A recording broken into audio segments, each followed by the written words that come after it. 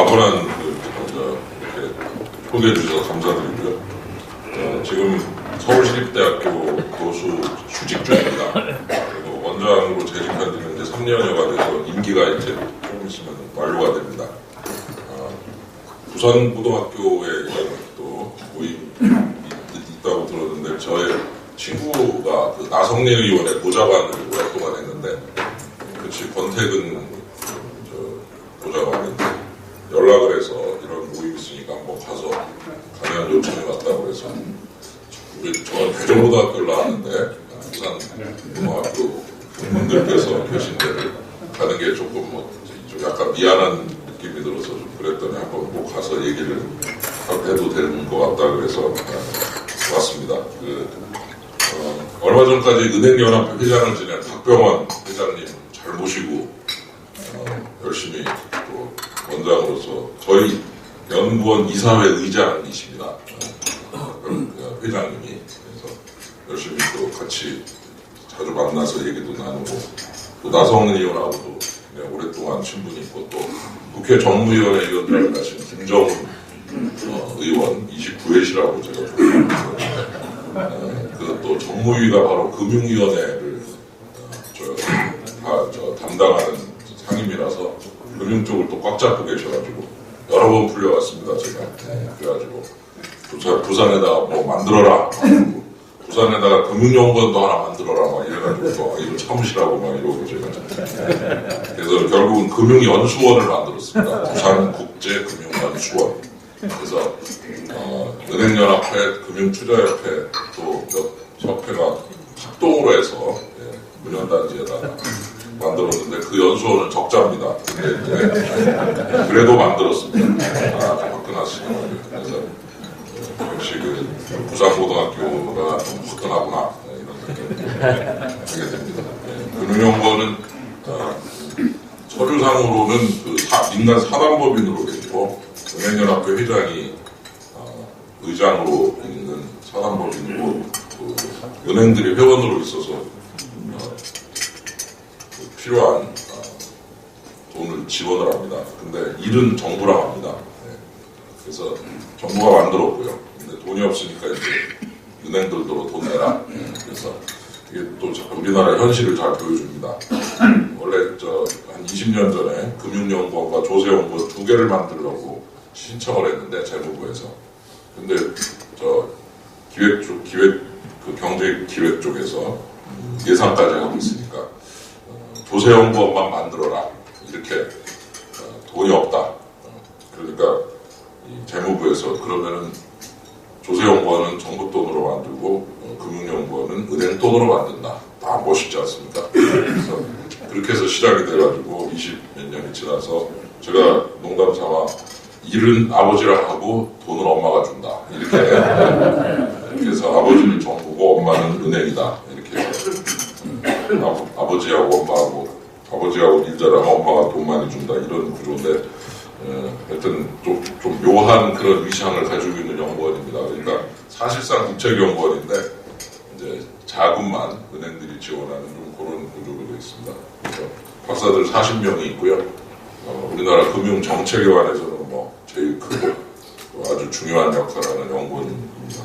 그래서 저도 원장으로 임명이 된 후에 한 3년이가 지났습니다만 뭐 그동안 또 가계부채 문제라든가 여러 가지 역할을 좀 하면서 좋은 그런 연구 결과들을 많이 낸 것 같습니다.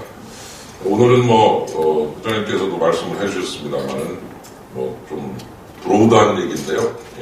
할 얘기는 참 많습니다.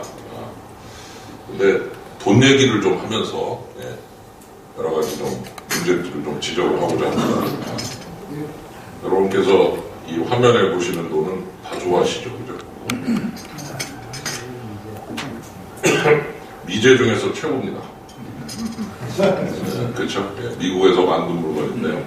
최고입니다. 왜냐하면 저거 들고서 캄보디아를 가도 다 오케이 하고 물건 다 바꿔주고요. 몽골 가도 좋아하고 우리나라 와도 이거 다 쓸 수 있고. 미국 가서 미국서 만든 맥도날드 거기서 햄버거 먹으면 햄버거밖에 안 되지만 이거는 미국에서 만든 건데 전 세계가 다 사용을 하는 아주 재밌는 돈입니다. 그 제국의 힘을 느끼게 되죠. 전 세계를 장악하고 있다는 느낌이 확 드는. 저 아래쪽에 100불짜리 한 장 만드는데 6센트 정도 듭니다. 제작비가. 그 뭐 기업 하시니까 아시겠지만 6센트에 만들어서 100불에 팔 수 있다.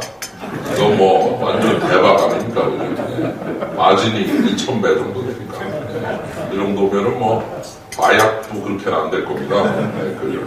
그러니까 참 대단한 거죠. 네. 제가 미국 FRB, 미국 중앙은행에서 현금 담당하는 이코노미스트가 한국에 왔었는데 세미나를 하는데 옆자리에 앉아서 마침 물어봤어요. 100불짜리에 대해서 물어보니까 자기들이 여태까지 만든 100불짜리 정확한 통계는 좀 집계가 잘 안 되는데 하여튼 전 세계에서 100불짜리 보내달라고 주문이 엄청나게 들어온다는 거죠. 저거 아주 유용하게 잘 쓰니까. 그래서 아주 수출을 많이 한다는 거예요. 그래서 제가 물어봤습니다. 얼마에 수출하냐? 얼마 받고 수출하냐? 그랬더니 뭐 100불이다.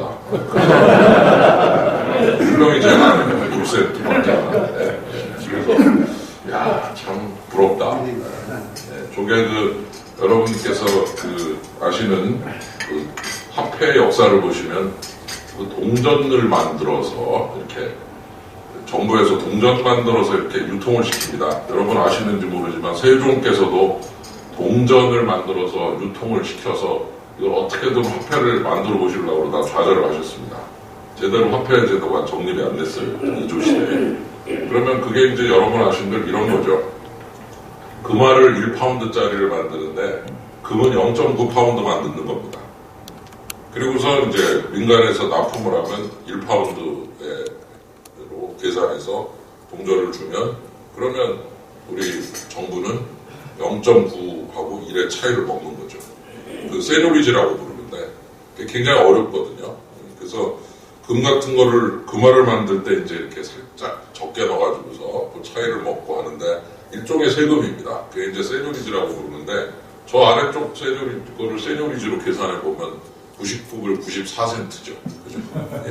그러니까 뭐 여러분이 보셔도 야 6센트에 찍어갖고 100불의 가치를 가진 물건을 받아야 이거를 전달해준다. 이건 뭐 참 엄청난 그런 이권이다라는 걸 느끼게 되고 이것이 바로 미국의 힘이고 제국의 힘이다. 전 세계가 다 쓰는 돈을 자기 혼자 찍는다. 그래서 이제 이걸 보고서 굉장히 감명을 받은 북한이 왜 너만 찍냐? 같이 찍자고. 북한이 같이 찍고 있습니다. 네, 그래서 요거 한번 보시죠. 요게 북한이 찍은 가짜 돈입니다. 100불짜리 가짜인데 하나는 진짜입니다. 네, 그래서 저기다 순서대로 써놨어요. 제가 슈퍼노트와 진짜 지폐 순서대로입니다. 그러니까 위가 가짜고 아래가 진짜인데 저도 실물은 못 봤는데 엄청 보이더라고요. 거의 모릅니다. 예, 그래서 저게 얼마냐? 저게 공정 가격이 $50. 예, 짝퉁이 진짜의 반값입니다.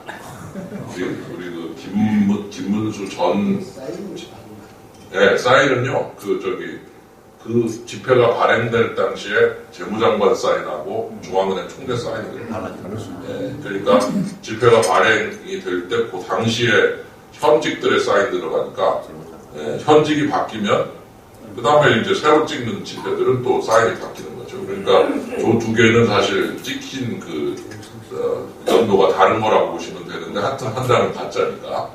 그래서 참 잘 만들죠. 그죠? 여러분이 육안으로 보셔도 그렇다는데. 그래서 뭐 달러가 없으니까 뭐 그냥 찍자. 뭐 아주 훌륭합니다. 그죠? 왜 너만 찍냐? 다 같이 쓰는데. 이러면서 슈퍼노트를 찍어갖고 아주 많이 유포를 시켜서 지금까지 $5,000만 정도 찍은 거예요. 알려야 되겠습니다. 그래서 미국이 아주 이제 굉장히 기분 나빠하죠. 왜 이걸 찍냐?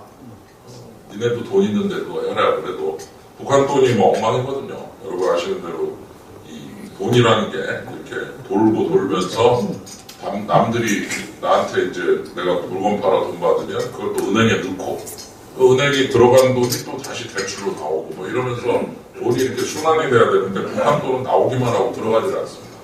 왜냐하면 우리 북한 주민들이 내가 은행에 계좌를 만들어 걷다 넣으면 이 돈은 내 돈이 아니라 정부 돈이다.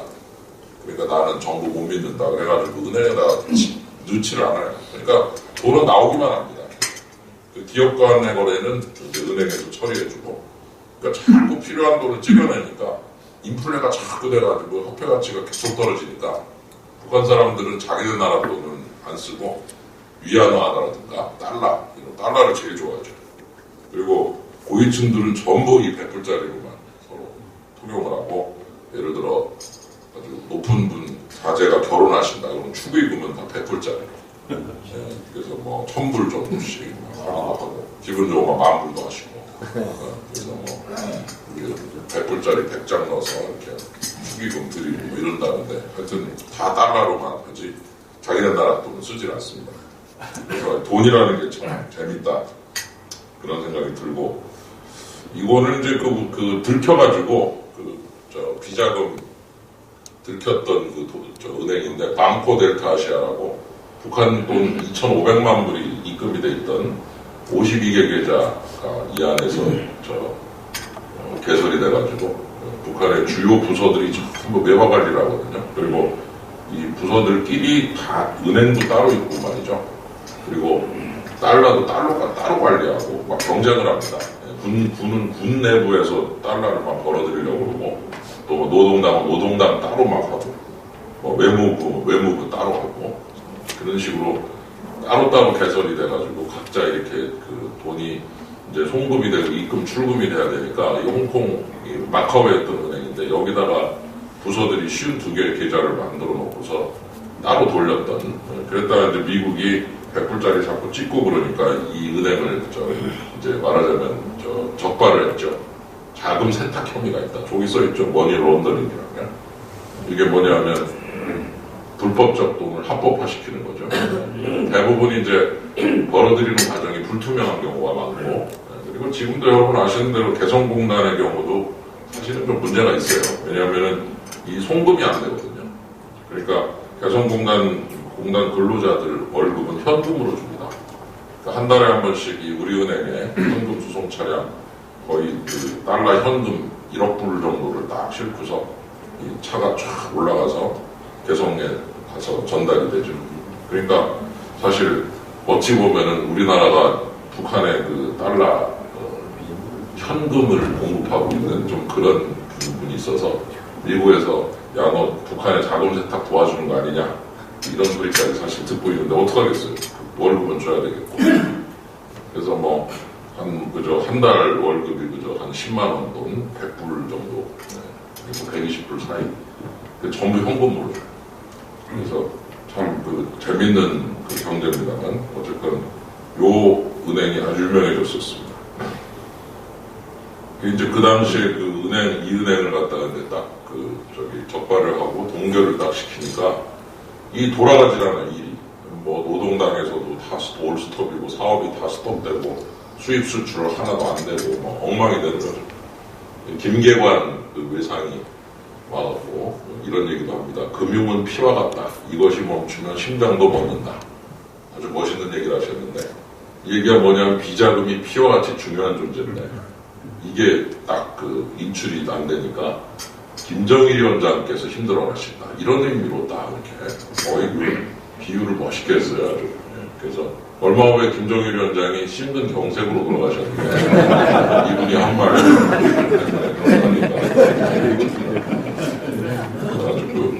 멋있는 말씀을 해주셨고, 이렇게 해서 한 5천만 불 찍어대고 그러니까 드디어 이제 미국이 결단을 내렸습니다. 100불짜리를 바꿔버렸습니다. 이게 바로 최근에 출장 가시고 하면 요 100불짜리로 바꿔줍니다. 이제. 우리나라도 다 이제 이 돈으로, 이 파란색, 완전히 바뀌었죠. 요거하고 비교하시면. 색깔이 완전히 달라졌고, 크기는 똑같습니다. 크기는 똑같고, 이 벤자민 프랭클린의 초상화가 굉장히 선명해지고, 오른쪽에 띠는 이게 요 띠가 홀로그램입니다. 그리고 요거는 자유의 종인데, 이렇게 각도를 바꾸시면 종이 보였다 안 보였다 그럽니다.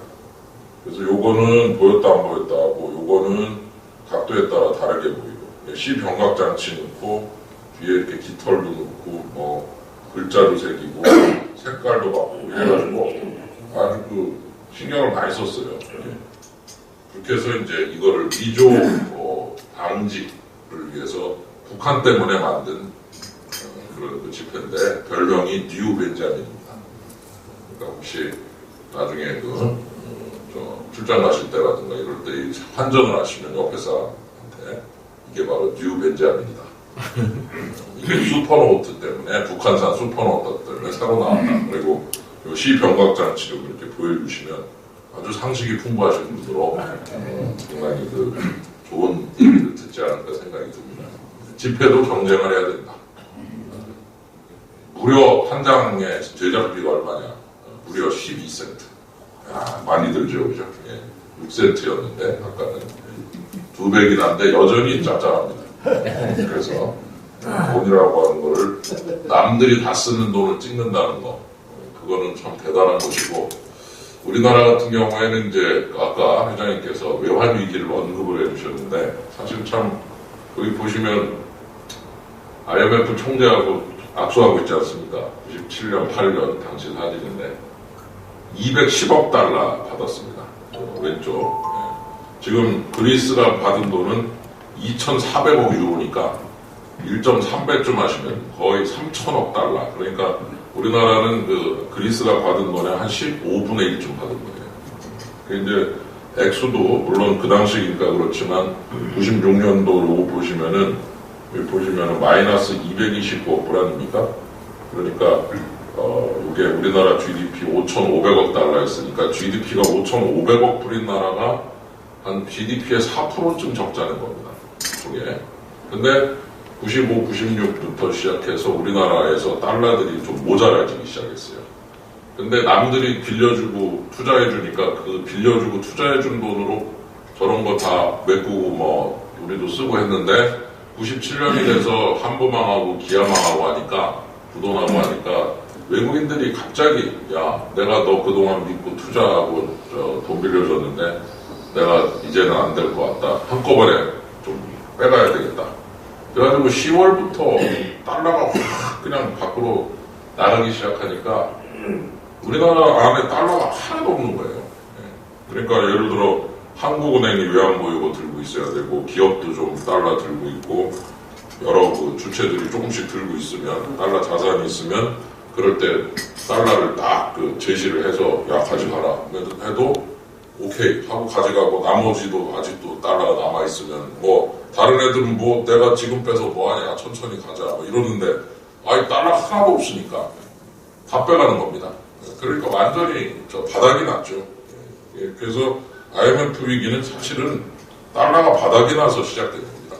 그래서 GDP의 4% 정도 되는 210억 불을 IMF에서 빌려오고 나서 그 빌려오는 데에 따른 조건이 붙은데 그 조건 중에 하나가 여러분 아시는 금리를 한 30%까지 올려라.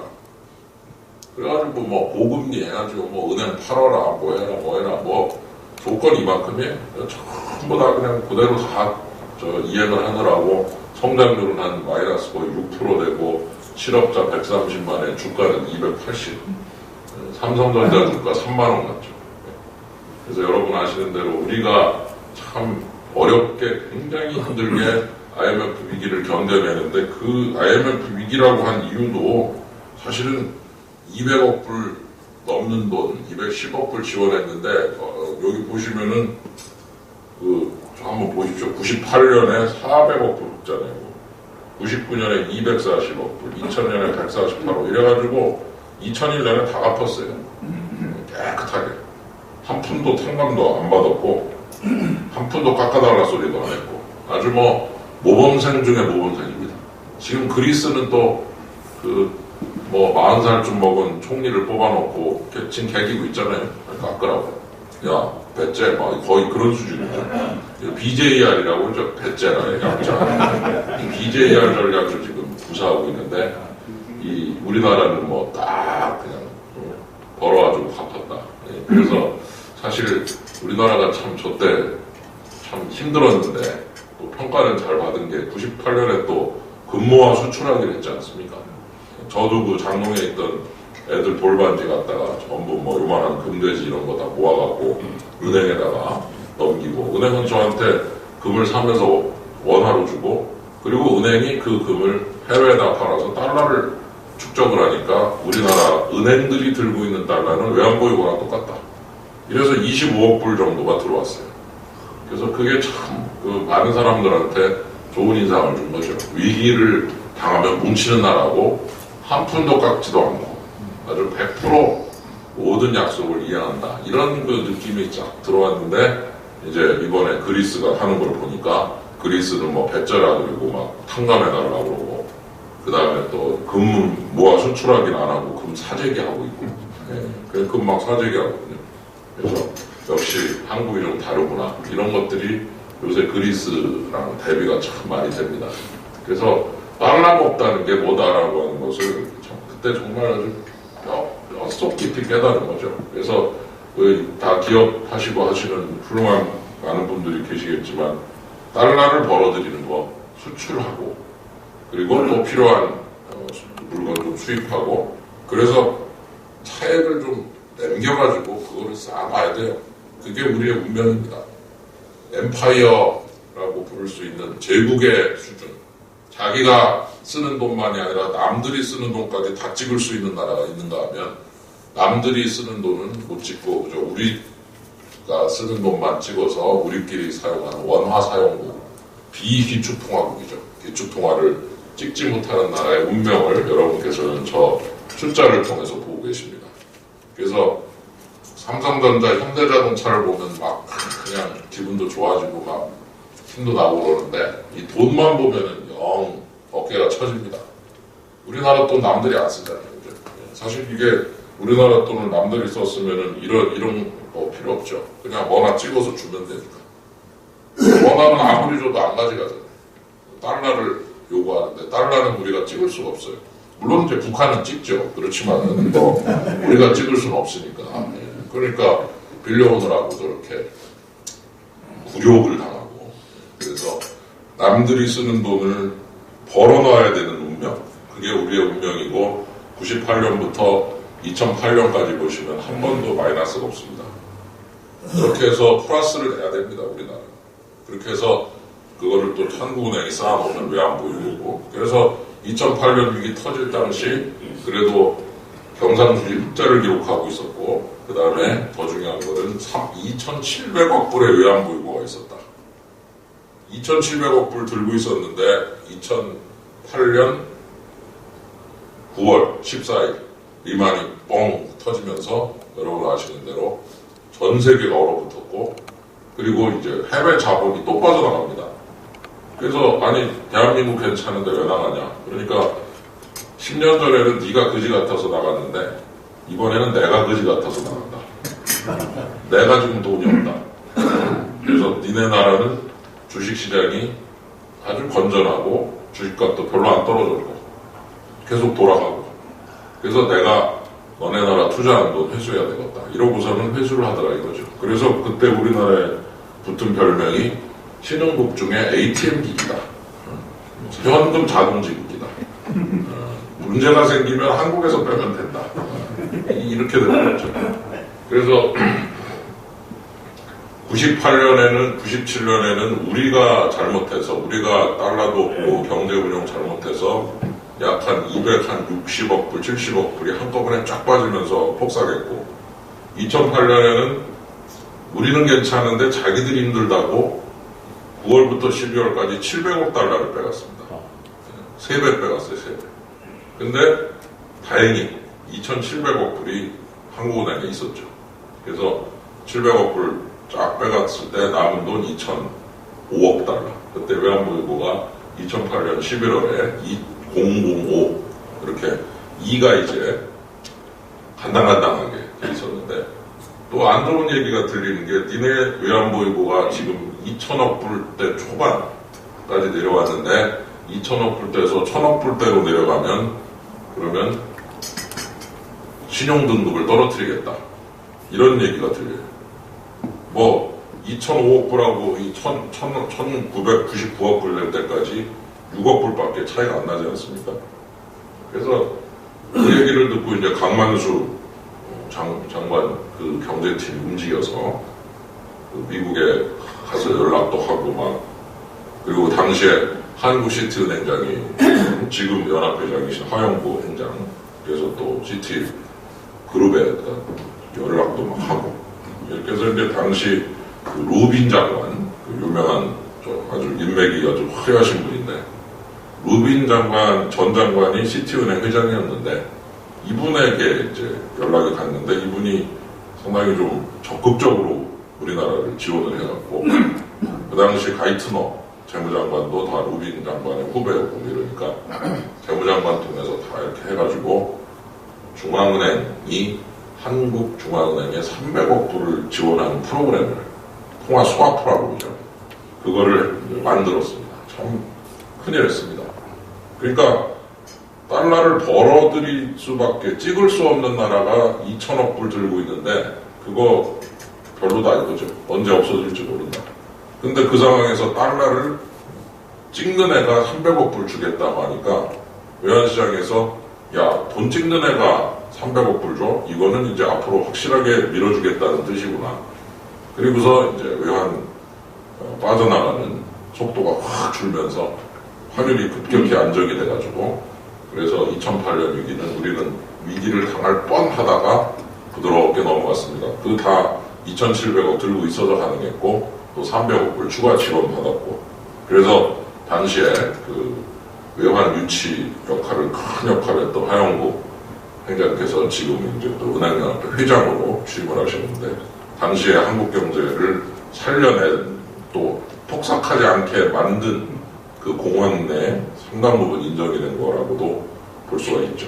예. 그래서 참 우리나라의 그 운명이라고 하는 게 참 그렇습니다. 예. 사실 들으신 분도 있겠지만 2008년에 루빈 장관이 왜 그렇게 한국을 많이 신경을 써줬느냐. 97년에 한국 모라토리엄 보내자고 주장을 했다는 설이 있어요. 그래서 굉장히 우리나라의 그 담당 여러 오피니언 리더들이 루빈에 대해서 굉장히 아주 섭섭하게 생각을 하고 있다. 본인은 회고록을 쓰면서 그런 일 없다고 부정을 했지만 그렇게 알려져 있습니다. 한국을 모라토리엄 보내버리고 협상을 하면 아주 협상 잘 될 것 같다. 그래서 왜 그렇게 그때는 또 한국에 대해서 안 좋은 느낌으로 얘기를 했느냐. 96년에 한국에 왔는데 그 재무장관을 못 만나고 갔어요. 한국 재무장관.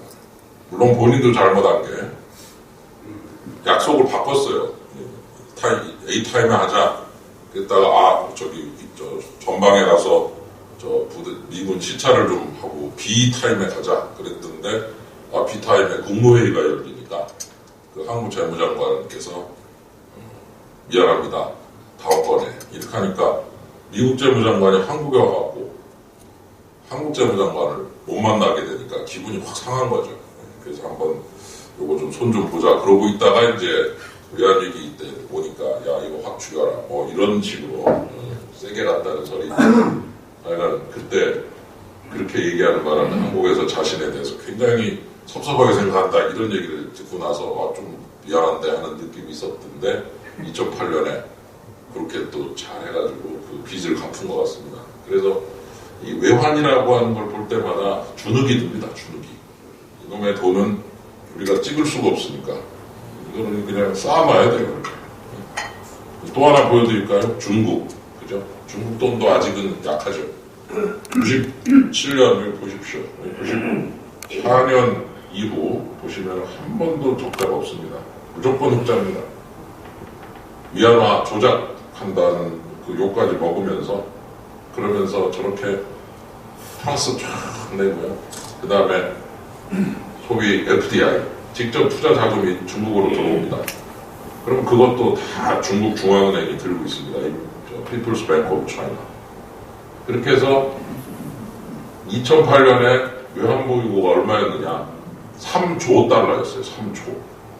그러니까 전 세계 1위고 그리고 GDP 전체 60%쯤 되는 엄청난 사실상의 현금을 쌓아놓고 있는 거예요. 도대체 왜 이렇게 많이 쌓아놨냐? 위기를 당하지 않기 위해. 그리고 그 뒤에는 한국의 경험이 있었다. 한국이 97년, 8년에 잘 나가던 나라가 그 달러 200억 불 없다고 저렇게 IMF한테 빌린 다음에 저렇게 수모를 당하는 걸 보고, 야, 우리는 절대로 달러 부족 현상을 겪으면 안 된다. 딱 방식을 만들고 화끈하게 쌓는다. 그래서 2008년에 3조 달러를 쌓아놨는데 글로벌 위기가 터졌다. 여러분 아시는 대로 중국의 외환 위기 왔다 소리 못 들으셨을 겁니다. 깨끗합니다. 그 3조 달러 가지고 다 버티고, 그리고 중국에 투자했던 자금들은 오히려 더 들어가요. 외환이 많으니까. 언제든지 뺄 수 있다 생각해야 들어갑니다. 외환이 부족해서 언제든지 뺄 수 없을 거다 하면 안 들어갑니다. 들어가더라도 빠져나오고. 그러니까 쌓아놔야 돼요. 보여줘야 돼요. 이렇게 자꾸. 왜 안 보이고 이만큼 있다고. 그러면 이제 안심하고 들어오는 거죠. 그 덕을 봤어요. 그래서 중국이 공무원들이 가끔 우리나라 외환 담당 공무원 만날 때 우리가 너네들에 대해서 굉장히 고맙게 생각하는 게 있는데, 그거는 니네 외환 위기의 경험이 우리한테 큰 교훈이 돼서 우리가 이렇게 3조씩 쌓아놨더니 외환 위기 없이 글로벌 위기를 잘 극복하고 G2가 된 거죠. 2008년 전엔 G2 소리 안 나왔습니다. 근데 2008년 이후에는 G2가 나와요. 그 얘기는 바로 위기를 잘 견뎌냈다, 내지는 글로벌 위기에 왔을 때 멀쩡했다. 어떻게 멀쩡했느냐. 비결 1번, 바로 3조 달러. 3조 달러의 외환 보유고 때문에 중국은 안심할 수 있는 나라. 이렇게 딱 정확하게 이제 그 위치가 정해진 거다 이겁니다. 그래서 참 중국도 우리나라 덕도 보고, 또 중국도 이제 달러를 저렇게 쌓아놓음으로써 위기를 잘 피해갔다. 근데 그럼 미국은 어떠냐? 미국은 화끈합니다. 보시면은 95년 마이너스 1000억 달러 적자, 2001년 3800억 적자, 달러입니다. 억 달러입니다. 억 달러. 2005년 7475억 불 적자, 2006년 8000억 불 적자. 그러면 이제 여러분들 이렇게 보시면은 저희 GDP 몇 프로입니까? 그러면은 2006년 같은 경우는 GDP 6%입니다. 그러니까 GDP 퍼센트로 보면은 요건데요. 저 오른쪽 한번 보시면 한 90년부터 계속 GDP의 1 내지 2%로 했다가 3%, 4%, 5%, 6%까지 적자가 쫙 나고 있습니다. 참 훌륭한 나라입니다. 이게 만일 다른 나라 같았으면 외환위기가 한 10번은 왔습니다. 근데 아무렇지도 않습니다. 왜? 찍으면 되니까. 나 적자나? 적자냐? 가져가라. 그리고 내가 쓰던 돈 지갑에서 꺼내주면 돼요. 그러면 이제 밖으로 나가면 중앙은행에서 또 뭐 찍자. 그리고 또 찍으면 한 장에 6센트 찍으면 됩니다. 그러니까 이렇게 적자를 내는데도 멀쩡합니다. 왜냐하면 외환을 찍는 나라니까.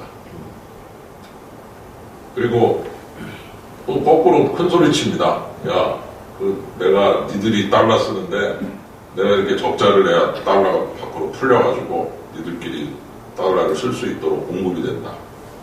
이게 바로 달러가 공급이 되는 궁극적 메커니즘이죠. 빌려주는 건 갚아야 되기 때문에 회수가 돼야 되는데 적자를 내면은 그 돈은 나가서 안 들어옵니다. 그러면 그 돈이 밖에서 도는 거죠.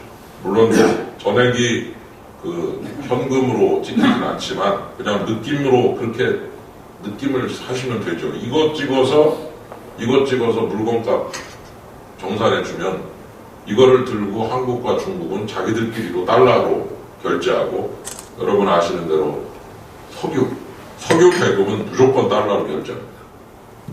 어디 아무데도 안 써있거든요. 그 근거가 뭐야? 요새 중요한 게 근거가 뭐냐? 매뉴얼이 뭐냐? 그런 매뉴얼 어디도 없어요. 그러나 불문율입니다. 석유 대금은 오일 대금은 달러로 결제합니다. 위기가 터지고 달러가 흔들렸을 때 산유국들이 모여갖고 달러 말고 다른 걸로 결제하자 이런 회의를 했다가 영국 가디언지에서 이거를 일면 톱으로 보도를 하니까 전원 다 부인하더라고요. 그런 말 한 적 없다고. 미국이 무서우니까. 그리고 끝났습니다. 그래서 오일 결제만 하려고 해도 달러가 엄청나게 필요합니다. 그럴 때 석유 값은 달러로, 달러는 누가 찍냐? 미국이 찍고, 미국이 다른 나라한테 달러 주는 방법은 미국이 적자를 내는 것이다. 적자 착 내고 공급이 되는. 그래서 참 부러워 죽겠다. 이런 생각도 들고, 이게 바로 제국의 힘이고, 우리 지금 살아가는 이 체제에 있어서의 가장 본질적인 특징 중에 하나가 아니냐. 그러니까 이렇게 돼도 되는 나라. 그래서 이제 중국이 꿈꾸는 게 우리도 좀 이렇게 좀 한번 해보자. 방법은 뭡니까? 위안화를 국제화하는 거죠. 위안화가 기축통화가 되면 중국도 좀 이렇게 여유 있게 남의 나라 물건 막 갖다 쓰고 모자라면 자기 돈 주고 그리고 자기는 알아서 찍어서 쓰고 이 정도 가면 좋은 것 같아요. 그거 되기 참 힘들죠. 그래서 그것이 무엇에 의해서 되는 거냐라는 거를 함부로 정의할 수는 없지만 힘이라고 하는 거. 국제관계에서 이거를 찍는 힘. 그리고 남들이 아무렇지도 않게 이 돈을 전 세계 기축통화로 받아들이게 돼버린 이게 1944년에 시작됐거든요. 그러니까 불과 한 70년? 70년밖에 안 됐습니다. IMF가 생긴 하고 동일합니다. 그래서 IMF가 생기면서 이 시스템이 정착이 되는데 그게 바로 브레튼 우드라고 하는 회담에서 정착이 된 그런 결과입니다만 이 시스템이 지금도 잘 작동하고 있다 이렇게 이제 보시면 되고 그 다음에 이제 제가 준비를 많이 해왔습니다만 좀 중요한 거를 좀 주로 보여드리죠. 시간이 많지가 않아서요. 요게 이제 1944년에 2차 대전 끝나기도 전에 브레튼우드라는 작은 도시에서 만나가지고 회담을 한 그 회담의 사진입니다. 이게 바로 아까 보셨던 달러를 전 세계가 다 쓰는 그런 통화로 만드는 데 있어서 계기가 된 회담, 브레튼우드 회담. 그래서 달러 중심 기축통화 체제를 브레튼우드 체제라고 합니다. 그리고 IMF에서 근무를 한 적이 있는 우리나라 관료들께서 만든 모임 이름이 브레튼우드 클럽입니다. 그래서 브레튼우드 클럽이 왜 나오냐? 바로 이 회의를 통해서 미국의 달러가 전 세계에 기축통화가 되고 그 기축통화되는 과정에서 IMF를 설립하는 걸로 여기 보시면 IMF 설립을 이제 거기에서 결정을 하는 달러를 금으로 바꿔주는 몇 가지 장치를 만들어서 이게 결국은 미국이 전 세계를 좌지우지할 수 있게 된 아주 중요한 그런 계기가 된 그런 모임이다. 이런 얘기. 그 다음에 이제 또 중요한 거 하나, 요새 또 빠질 수 없는 돈이 하나 있잖아요. 여러분 아시는 대로 요돈, 그죠? 요것도 좋은 돈입니다. 1.3대1 달러보다 비쌌는데 요새 달러랑 비슷해지고 있죠. 유로. 17개 나라가 같은 돈을 쓴다. 재밌는 아이디어죠. 그러면 그 돈은 기축통화가 됩니다. 근데 재밌는 거는 드라크마를 쓰던 이게 그리스가 쓰던 돈입니다. 드라크마를 쓰던 그리스가 이걸로 바꾼 거죠. 근데 이 돈은 쓰기만 할 뿐 발행을 마음대로는 못한다. 누가 발행하냐? 유로 중앙은행이 합니다. 그러니까 17개, 지금은 19개 나라입니다만 19개 나라가 같은 돈을 쓰는데 찍는 거는 여기서 찍어준다. 물리적으로 조폐공사는 다 따로 있어요. 그래서 유로 뒷면에 보시면은 저기 잘 안 보이는데 오른쪽 위에 약자가 있는데 그 약자 앞에 한자씩 다 다른데 Z라고 된 게 있어요. 그게 그리스에 있는 조폐공사가 찍은 돈인데 그러면 찍는 거 아니냐? 천만의 말씀이죠. 주어진 액수만큼 찍고 자기 맘대로 발행을 할 수가 없는 겁니다. 발행량은 여기서 조절합니다. 얼마 찍어, 얼마까지 했나. 그러니까 자기 맘대로 못 찍는 거죠. 그래서 이 로버트 먼델이라는 유로의 아버지라고 부르는 이분이 국가는 달라도 돈은 같이 쓴다. 참 좋은 아이디어였는데 재밌는 일이 생기죠. 참 안타까운 거는 그리스를 보시면 94년에서 8년까지 5년 동안 연평균 GDP 2% 적자가 나는데 99년부터 유로 출범 이후 해서 2007년 위기 전까지는 1년에 연 8% 적자. 여러분께서 아까 우리나라가 4% 적자 내고 외환위기 당했다는 사실을 기억한다면 8% 적자를 10년여를 낸다는 것은 있을 수 없는 일입니다. 저거는 말이 안 되는 숫자죠. 근데 왜 가능했냐? 유로를 쓰니까.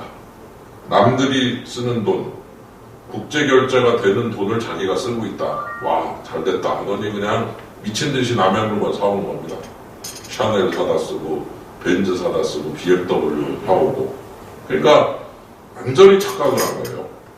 내가 쓰는 돈이 국제 기축통화 수준의 돈을 쓰고 있다. 그러면 다른 나라 물건 사올 때 그냥 내 돈 주면 다 결제가 되니까 남의 나라 유로 밖에서 사오던 물건들을 다 유로 안에서 사옵니다. 그러니까 이렇게 적자가 커지고 스페인도 보시면 5% 적자, 포르투갈, 전부 말썽꾸러기 국가들이 하나도 빠짐없이 다 마이너스를 내는 나라들. 그러면은 이 마이너스의 수혜자는 누구냐? 바로 요 나라죠. 독일을 보시면 유로 출범 전에는 적자가 나던 나라가 이 통일의 후유증이죠. 유로 출범 이후에 완벽한 회복을 합니다. 그리스, 스페인, 포르투갈 이런 나라들이 전부 독일 물건 사가는 겁니다. 왜? 같은 유로 쓰니까.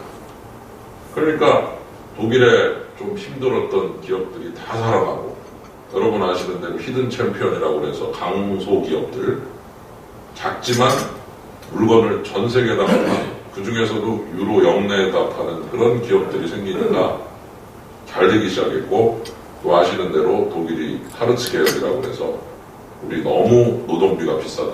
사실 노동비, 임금이라는 것은 소득에 연결되는 돈이지만 동시에 생산비 아닙니까?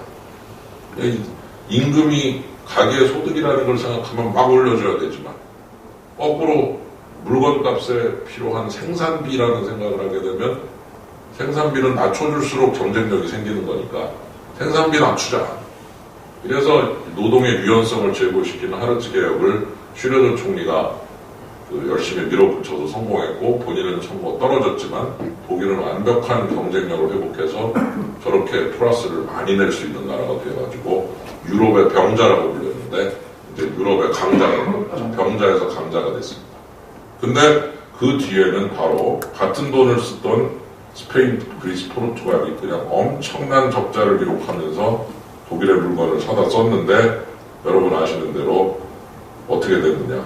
폭삭했죠. 그죠? 왜? 그리스, 스페인, 포르투갈이 돈이 없어요. 왜? 하도 써대니까. 밖으로 나가니까. 유로 중앙은행은 총량을 관리하지 각 국별로 관리를 안 하니까 이렇게 적자를 내던 나라들이 그러면 돈이 자꾸 모자라지니까. 밖으로 나가니까. 찍어야 되는데 마음대로 못 찍으니까 빚을 냈어요. 그리스는 국가가 빚을 냈고 스페인, 포르투갈은 민간 은행들이 빚을 내다가 국내에다 풀었습니다. 스페인, 포르투갈은 부동산 쪽이 잘 돼서 집담보대출로 엄청나게 풀었고 그 돈을 은행들이 밖에서 빌려와서 풀었고 그리스는 정부가 직접 나가서 돈을 꿔다가 국가 부채를 막 그냥 조달을 해서 막 풀고 그렇게 해서 적자가 엄청나게 나니까 돈이 밖으로 나간 거를 빚을 통해서 끌어다가 안에다 풀면서 버티다가 결국은 여러분 아시는 대로 폭삭해버린 것이 바로 이번 유럽 위기의 본질이죠. 그러니까 이 그리스 위기의 본질을 한마디로 요약하라고 하면 바로 열고 지가 미국인 줄 알았다. 바로 닫고 이렇게 하시면 됩니다. 지가 미국인 줄 알았다. 왜? 마이너스 내도 유로 쓰니까. 근데 문제는 찍지를 못하는데 마음대로 반쪽만 기축통화가 국이죠. 왜? 찍지를 못하고 쓰기만 합니다. 그렇게 해서 결국 이 돈을 이렇게 함부로 즉 17개 나라, 19개 나라가 같은 돈을 쓴다는 것이 이게 꼭 죄송한 얘기인데요. 패 돌리다 보면은 쭉 돌다 보면 한 사람한테 자꾸 모이죠. 그죠? 예. 그리고 나머지는 자꾸 돈이 없어지고. 그럴 때 판이 지속되는 방법은 전문용어로 개평이라고 그러나요? 예, 이렇게 싸우신 분이 이렇게 한 분에게씩 주시고 그리고 계속 가는 거죠. 예, 근데 지금 이 개평을 별로 줄 생각이 없으신 것 같아요. 이 독일이. 독일 국민들이 별로 안 좋아하잖아요. 그리스를. 그러니까 돌집 이게 딱 한쪽에 쌓여 있고 저쪽은 지금 없고 야 그동안 진빚 그냥 털자 뭐 이러고 앉았고 절대로 안 된다 이러고. 그럼 이게 언제까지 가겠습니까? 참 오래 걸리죠. 왜냐하면 민주주의거든요. 독일이 마음대로 합니까? 독일 국민들이 안 된다고 하는데 그리스 국민들은 또 치프라스라는 친구 뽑아놓고 시리자 당 뽑아놓고 탕감해달라는 입장이고 민주주의끼리 충돌하고 있는 거죠. 그래서 여러분께서 이 돈의 문제로 보시면 아주 간단해 보입니다. 달러, 미국, 한국, 중국, 또 그리스, 독일 한 번은 이 돈 문제입니다.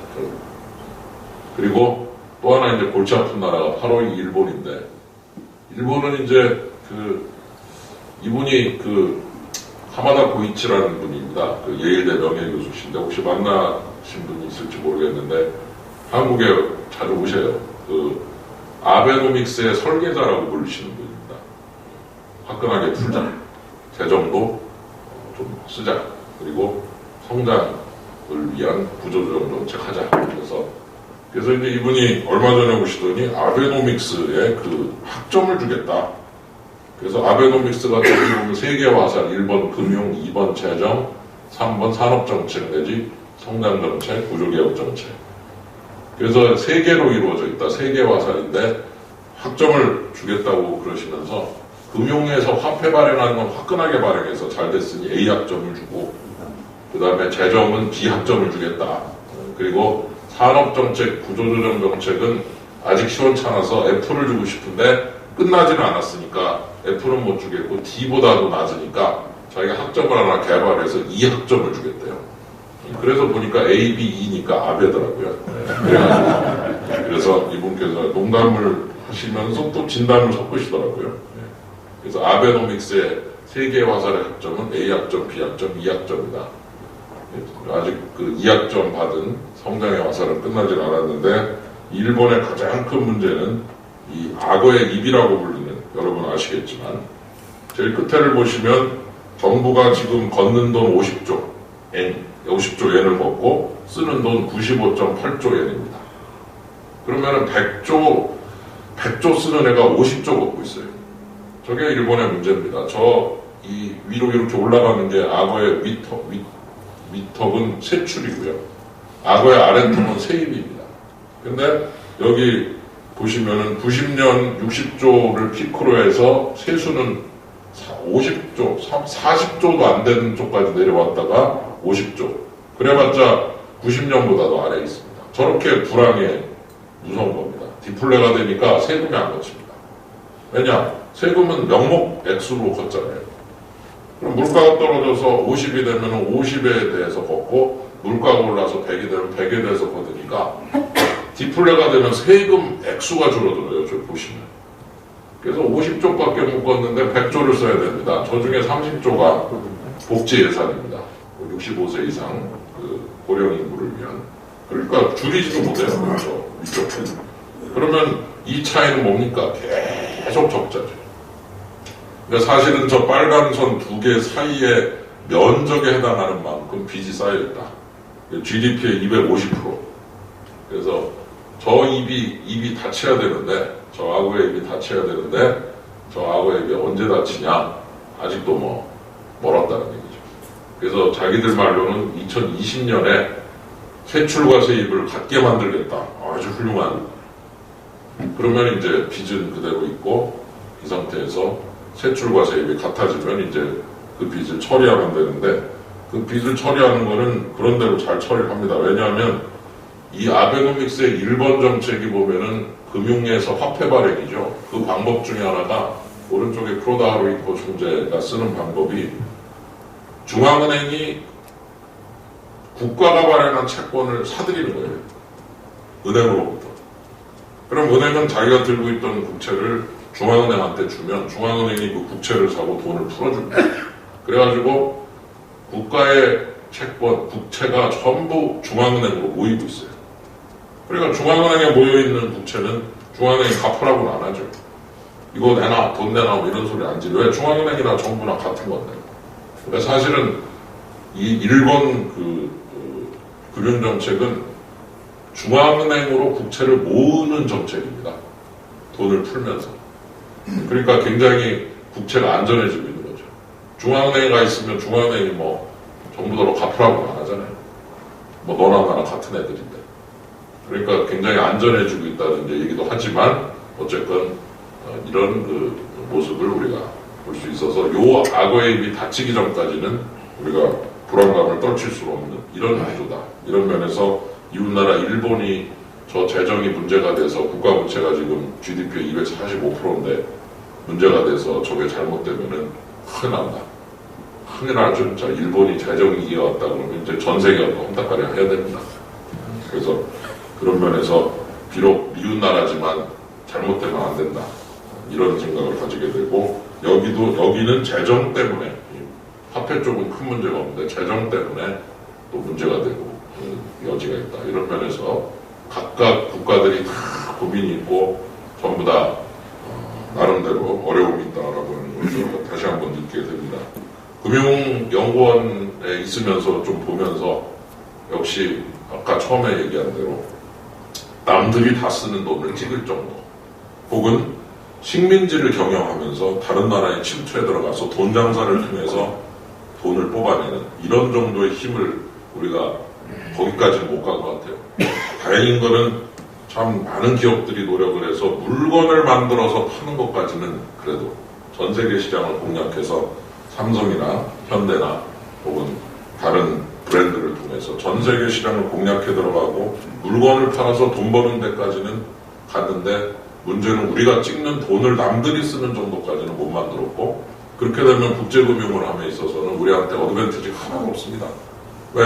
자기가 찍은 돈 들고서 빌려주고 이자 받고 뭐 다 금융을 해야 그리고 전 세계 곳곳에 다 네트워크가 깔려 있어야 저 기업들도 좋아하거든요. 삼성전자가 우리나라 은행하고 거래 안 합니다. 왜? 시티하고 하는 게 낫죠. 전 세계 다 있으니까. 삼성도 전 세계 물건 팔고 돈을 걷어들이다 보니까 은행 거래할 때는 국제 글로벌 은행과 거래를 하죠.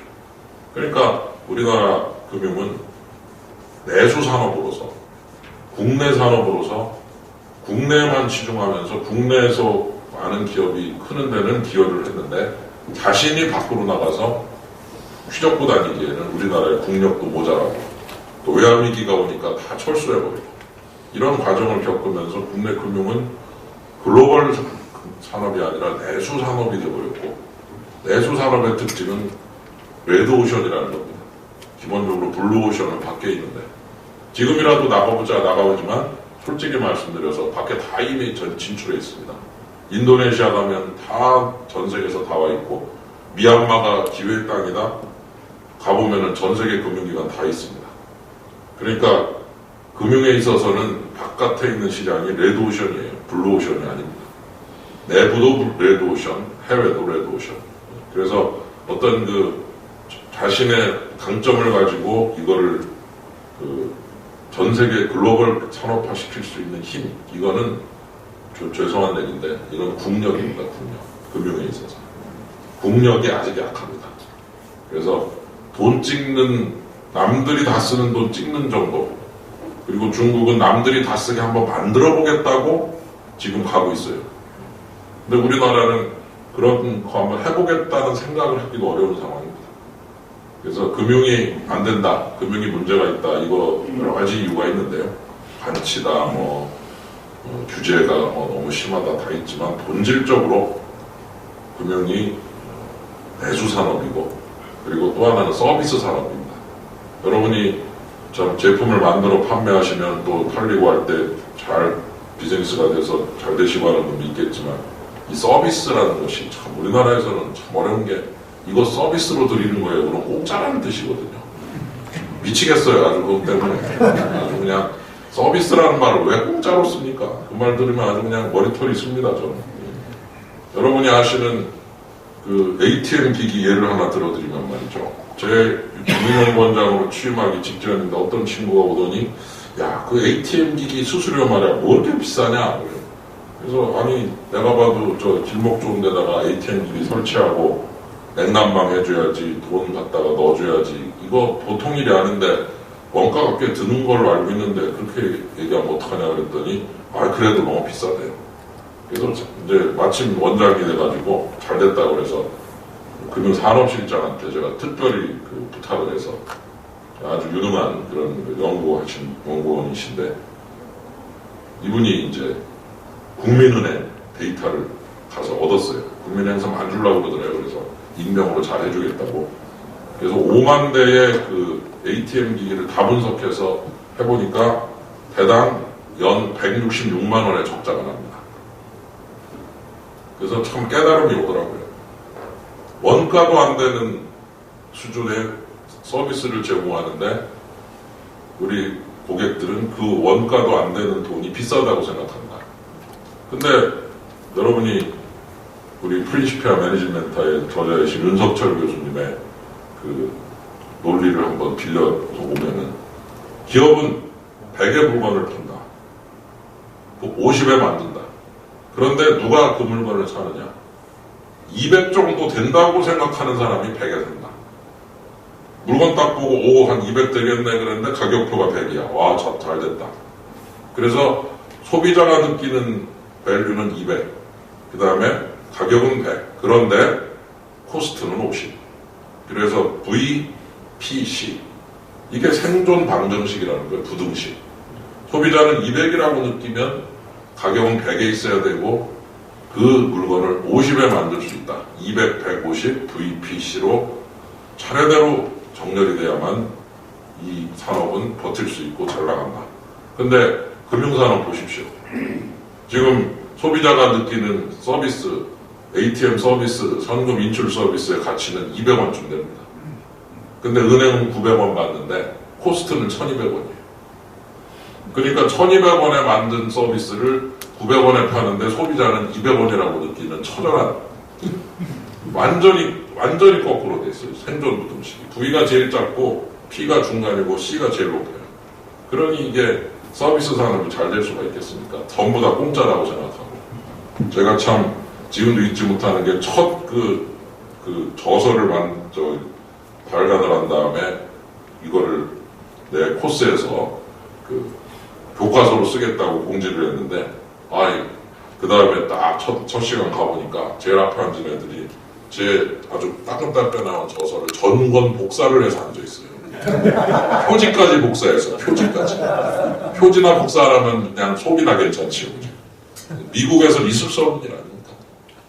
어떻게 선생님이 저희 저작권을 가지고 펴낸 책을 그거를 복사를 해갖고 전권 그 제본을 해갖고 와서 거기 제일 앞에 앉아있습니까? 이건 있을 수 없거든요. 근데 아무렇지도 않습니다. 느낌이 없어요, 느낌이. 그래서 아무 얘기도 안 했죠, 제가.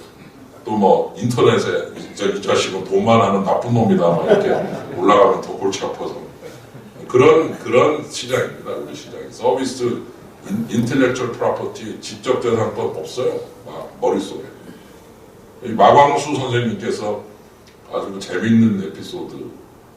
얼마 전에 하도 자기 책을 학생들이 안 사가지고 이 책을 사갖고 영수증을 제출해 학점 준다. 이런 멋있는 걸 어떻게 그런 생각을 하셨나 모르겠는데 그 선생님 아니면 있을 수 없는 일이죠. 본인의 책 2권 사갖고 영수증 제출하면 그런 학점 준다. 막 이러니까 막 난리가 났어요. 막 나쁜 놈이라고 막 욕하고 그래서 막 니들은 커피 마시고 여자친구 데리고 모텔 갈 돈이 있으면서 내 책은 안 사냐? 막 이 말도 안 되는 거 아니냐 하면서 막 논쟁을 벌이고 그 와중에 또 훌륭한 친구들이 있어요. 영수증을 제출을 하는데 보니까 사본을 제출해요. 그래서 내가 봤더니 원본은 가져가서 반품을 하는 거예요. 반품. 책 사고 제출하고 그리고 책은 다시 반품을 해서 이런 훌륭하신 분들입니다. 이거를 전문용어로 IQ가 아니라 JQ, 잔머리 지수라고 그러는데 JQ 진입니다. 그래서 뛰는 놈이야 나는 놈 있다고요. 그래서 내수 산업에다가 서비스 산업. 그래서 참 어렵습니다. 이 서비스에 대한 대가 잘 안 냅니다. 그래서 그런 몇 가지 한계를 가지고 있어서 당분간은 참 금방 이렇게 올라오기 어렵지만 하여튼 뭐 최선을 다해서 그냥 ATM 포함한 뭐 서비스도 개선해보고 핀테크도 해보고 한류도 해보고 하면서 그냥 막 죄송한 얘기지만 스트럭을 하고 있습니다. 투쟁을 벌이고 있는 거죠. 근데 한 번 딱 쳐지니까 올라오기가 힘들어요.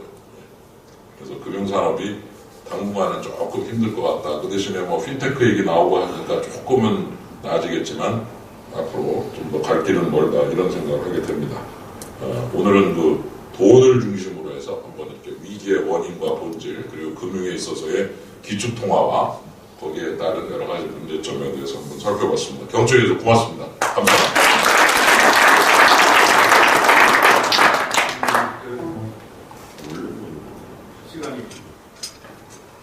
시간이 많이 흘렀지만 한두 분 질문 받겠습니다.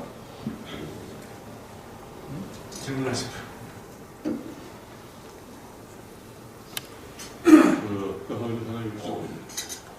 지금 우리 경제가 뭐 예. 어렵다고들 많이들 예, 하는데 원장님께서 보시는 한국 경제의 전망을 좀 들려주시겠습니까? 너무 그 강의 따로 한번 해야 되는데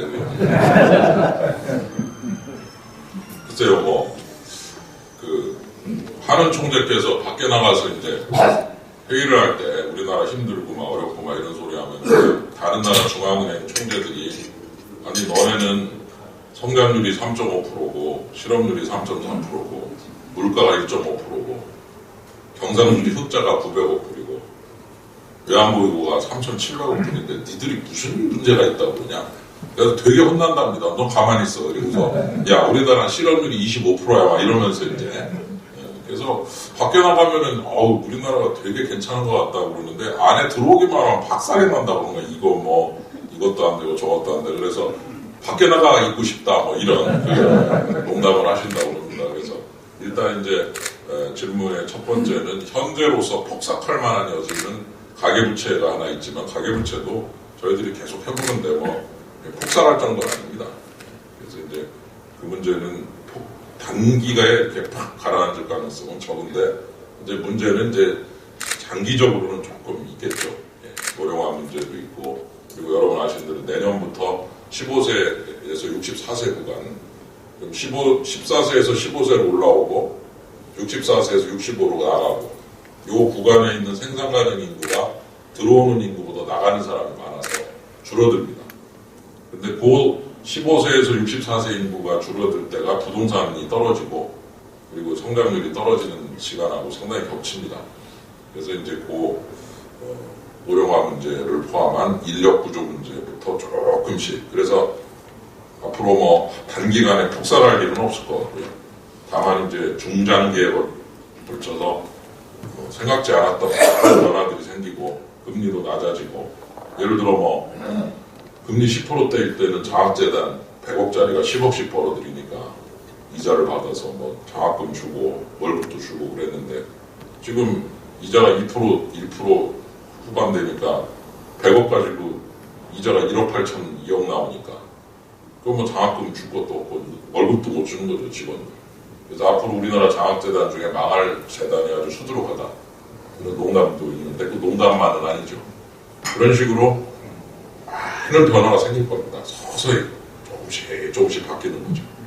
그래서 저는 뭐 일부는 말이죠. 일부는 위기감을 가지고 좀 성장 촉진도 하고 기저 완화도 하고 예를 들어 토지 문제도 그래요. 그린벨트는 자손들 쓰라고 줬는데 자손들이 줄어드는데 뭐하러 묶어놓습니까 이제 다 풀어야죠. 그죠?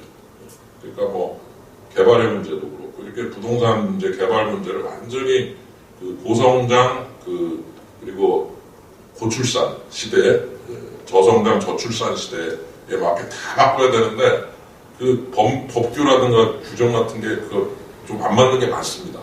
그런 거 이제 싹 바꿔서 바꾸는 작업하는 거 하고 또 노력하는 거 하고 두 번째, 세 번째는 말하자면 적응을 해가야 돼요. 이거는 빙하기가 오고 있다. 그러면 옷을 두껍게 입어야죠. 그런데 뭐 자꾸 옛날에 여름이었던 생각만 하면서 옷을 얇게 입고 있으면 감기 걸리는 거죠. 그래서 일부는 바꾸기 위해서 노력을 하면서 일부는 적응을 해야 된다라는 두 가지가 같이 가야 된다 이거죠. 자꾸 뭐 모든 문제가 다 문제점으로만 인식하면 안 되고 일부는 고치는데 일부는 적응해야 되는 그런 면이 있다. 이런 면에서 상당히 좀 다양한 그 대응이 필요하고 특히 중요한 것은 옛날 고성장 고출산에 맞게 된 모든 법규라든가 제도를 저성장 저출산에 맞춰서 바꿔야 될 필요가 있는데 그렇게 잘 못 바꾸더라고요. 보면. 자꾸 이렇게 부동산을 투기 대상으로 하고 이러는 것도 이제는 바꿔야 됩니다. 이제 뭐 부동산 앞으로 크게 오르지 않을 것 같은데 자꾸 이렇게 투기한다고 생각하고 이렇게 욕만 하고 그러면 안 되죠. 싹 바꿔야 된다 이런 생각도 들고 그린벨트 이런 것도 다르게 봐야 되고 국토 이용에 대한 것도 다뤄봐야 되고 그래서 일본을 보면서 배울 걸 배우고 고칠 건 고치고 적응할 건 적응을 하는 좀 그런 게 필요하지 않나 싶습니다.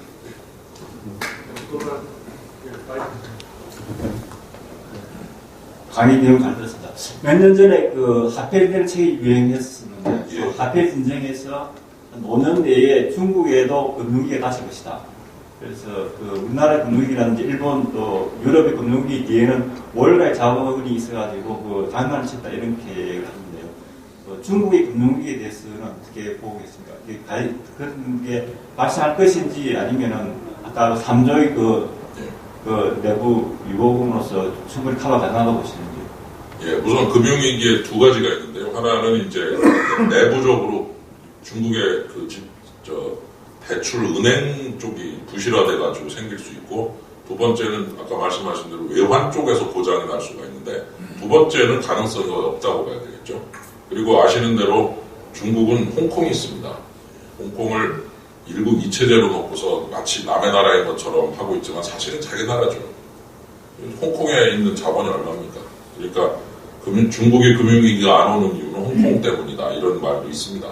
그래서 두 번째 문제는 거의 없다고 보시면 되고, 첫 번째 문제도 이제 중국 은행 제도가 뻥소리 나게 이제 가라앉는 건 하나 있는데, 최근에 그런 상황을 비껴갈 수 있는 무기가 하나 생겼죠. 여러분이 아시는 양적 완화. 금리가 제로인데 돈을 풉니다. 계속. 언제까지? 금융기관이 괜찮아질 때까지. 양적 완화의 특징은요, 그냥 무제한으로 풀어서, 무제한으로 풀면 돈은 처음에 1단계로 어디로 가느냐? 은행으로 갑니다. 은행이 돈이 넘치면요, 은행이 살아납니다. 그러면 일단 위기는 없는 거죠. 그리고 두 번째는 은행으로부터 이제 기업으로 돈이 흘러나가는 건데, 거기는 아직 충분히 흘러나가지 않습니다. 유럽도 그렇고 미국도 그렇고. 근데 특히 유럽은 금융기관까지는 돈이 가는데 그 다음부터는 돈이 좀 잘 안 돌아요. 사람들이 안 돈다고 그러는데 천만의 말씀인 것이, 돈이 금융기관으로 가면 금융기관이 안 죽거든요. 일단 금융기관이 안 죽고 살아있으면은 금융위기는 없는 겁니다. 그렇기 때문에 아마 제가 볼 때는 중국도 자기네 나라 은행들이 잘못되면 양적 완화를 하면 됩니다. 화끈하게 풀어서 일단 하여튼 막 은행이 이만큼 들고 있는 거죠. 그럼 은행은 다 살아요. 그리고 나서 이제 그 돈으로 소비자들이나 기업들한테 대출 주고 말고는 은행이 결정할 문제인데, 돈 안 돈다고 막 그러는 사람 보면 참 이상한 게, 양적 완화가 궁극적으로는 돈을 돌리기 위한 거지만 사실은 금융기관 살리기입니다. 일단 살려놓고 보자는 거죠. 그러니까 그 방법이 개발이 됐기 때문에 이번에 신종 테크놀로지죠. 이게. 금융기관 살리기 신종 테크놀로지인데 경제를 살리기 위한 거다. 맞습니다. 예. 그래서 이제 질문하신 대로 양적 완화를 못 보고 쓴 책입니다. 그 책은. 예. 너무 음모론적이고요. 하여튼 1번, 2번 모두 이렇게, 1번은 양적 완화를 피해갈 수 있고 2번은 아까 말씀하신 대로 외환보유고를 피해가고 홍콩에 엄청난 자본력으로 다룰 수 있는 여지가 있기 때문에 제가 볼 때는 복삭할 가능성은 적다 이런 생각을 하게 됩니다. 마이크. 아이고, 야, 이거 굉장한데요. 질문도 화끈하십니다. 공부하는 분위기가 물씬 풍기십니다. 잘 들었습니다. 저는 새벽이 잘 안 일어나는데 좀 듣고 싶어 갖고요. 아, 예. 저는 그냥 조그만 병원하는 의사인데요. 제가 2005년도에 의사한테 오셔서 2006년이니까 애한테 줄을 써서 저걸 보고 있는데요. 아까 말씀하신 중에 2020년까지 결국은 이제 세출과 세입을 맞춰서 예. 하겠다. 예, 예. 저는 뭐 그냥 저는 어떻게 잘 버텨왔는데 9년까지 앞으로 엔화하고 환율 이런 데 조금 제가 민감에 걸려 있어서 저 말씀대로 2020년까지 이제 무한정 아베노믹스를 진행해서 버티다가 간다는 뜻은 결국은 상대적으로 N1이 조금 더 우리가 더 스트롱해진다는 그렇게 믿어도 될까요? 글쎄, 그러니까 2020년까지 저 입이 닫히겠다는 건데 솔직히 잘 모르겠습니다, 저는. 그러니까 이제 저기 뭐 그렇게 얘기를 해요. 저 일본 가서 이제 세미나 같은 데 가서 그러면 막 이렇게 자신 있게 얘기를 해가지고 이제 다 자리에 딱 돌아와서 이제 연구원장 이런 분한테 그 진짜 맞냐 그러면 자기도 잘 모르는데 일단 이렇게 멋있게 얘기를 하고 참 선생님 질문을 제가 무슨 뜻인지 알겠는데 참 환율을 예측한다는 게 참 이게 거의 저 신의 영역인 것 같다는 생각이 들고 그래서 저 입이 닫히면 당연히 스트롱이죠. 근데 그 지금은 이제 막 풀고 있으니까 지금은 얘는 저인데 적당한 시점에 상환을 하시는 게 어떨까 이런 생각이 듭니다. 그 정도면 잘 버티셨습니다. 다행히 기가 막힌데 네가 이게 옛날에 그 주식도 그렇잖아요. 무릎에 사고 어깨에 팔아라. 왜냐하면 머리에 팔려고 하면 아무도 안 사거든요. 그러니까 여기 어깨쯤 왔는데 머리까지 가는데 어깨 왔으면 살 사람이 있죠.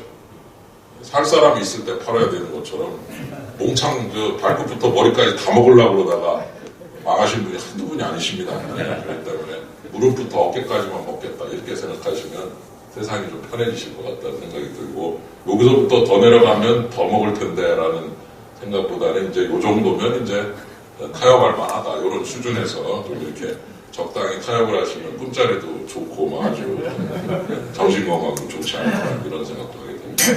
예, 저 마지막 질문 하나 드리겠습니다. 아까 막 손을 드셨어서. 아 예. 시간 없는데 예. 아베노믹스는 어느 정도 예.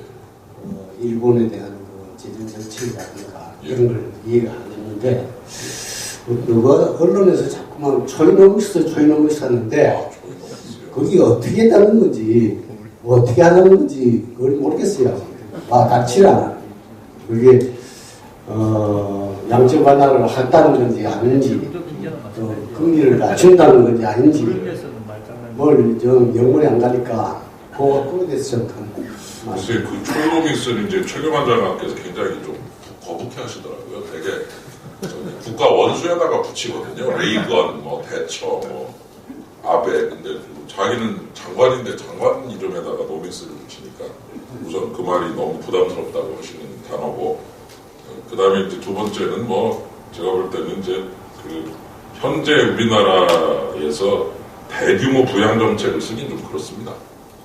왜냐하면은 아까 말씀드린 대로 물가 1.5%에 실업률 3.4에 성장률이 3.5면은 이거 뭐 아무것도 아닌 것 같아 보이지만 다른 나라랑 비교하면 굉장히 좋은 편이거든요. 그러니까 대규모 부양책을 쓰기는 어렵고 현재 상태에서 이제 약간 그 구조 개혁 정책을 통해서 이렇게 계속 그 조금씩 이 문제를 해결해 나가는 방법으로 가니까 좀 답답하죠. 특별한 맛이 없고. 근데 지금 대규모 막 돈을 확 풀고 막 금리를 확 내리고 막 이렇게 하기에는 좀 경제가 그런 분위기는 아닌 것 같아요. 그래서 국제 간 비교를 좀 해보시면 우리나라는 아직은 그 정도까지 쓸 정도의 상황까지는 안 온 것 같다라는 건데 문제는 이제 그걸 보고 답답해하는 사람은 많다. 아, 왜 좀 화끈하게 하나 이렇게 뭐 조금씩 이러고 있냐 이런 느낌은 있죠. 근데 우리나라 국민들이 참 조급증이 좀 심하게 납니다. 뭐 이렇게 화끈한 거 좋아하고요. 그 다음에 뭐야 하고 소리 지르고 금방 잊어버리고 이거 아주 그런 데가 있어서 그 경제정책에 대한 평가도 상당히 좀 이렇게 신중하고 좀 그러면 좋은데 그게 아니고 좀 이렇게 금방금방 효과가 안 나오면 막 질책을 하는 분위기인데 사실은 지금 이제 상황이 금방금방 효과 나오긴 참 어려운 그런 상황이라고 봐야 되겠죠. 그래서 아마 앞으로도 답답함은 조금 지속될 거다 이런 생각이 들고 평가하실 때도 느긋하게 평가하셔야지 막 뭐야 그리고 평가하시면 전부 F밖에 안 나오죠. 그래서 아마 그 부분에서 약간의 괴리가 있지만 당장 교양책을 막 써야 될 상황은 아닌 것 같다. 그거 보시는 것 같습니다. 아, 예, 예. 질의응답은 그리고 이제, 강사님께 감사의 표시로